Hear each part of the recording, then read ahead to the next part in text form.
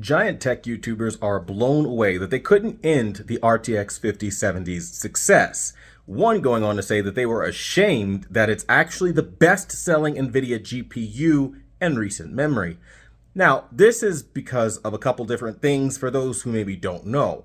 One, despite everybody in the bigger upper echelon that thinks that we all can afford $2,000 to $3,000 GPUs, most of us, and if you look at the Steam surveys, shows that most people are still on old GTX GPUs or weak GPUs like the 3060. So the GPU that gives you more power for a fair amount of money that's not too much is going to be one that people will buy. The price point is still MSRP because of all these YouTubers gaslighting us to think a 12 gigabyte GPU that gives you 4070 performance is bad somehow.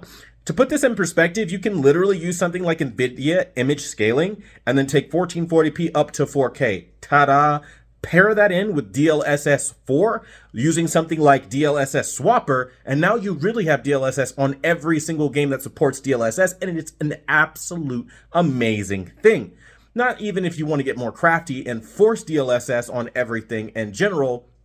And you can even go a step further by using this beautiful program called lossless scaling to get even more out of your GPUs. So again, I don't see how that ever was going to work because visuals have never looked better, and I mean never looked better on a so-called bad GPU, because 8 gigabytes of VRAM is just not enough, and 12 is doing it just fine for the 1440p market when we upscale to 4K. And don't let you have a good TV like any of these higher-end 4K OLED TVs that have quantum dots in them that upscale everything to 4K anyway, then 1440p will automatically be up-resed by some form of a neural processor or cognitive processor, and then you're living lovely. Just saying.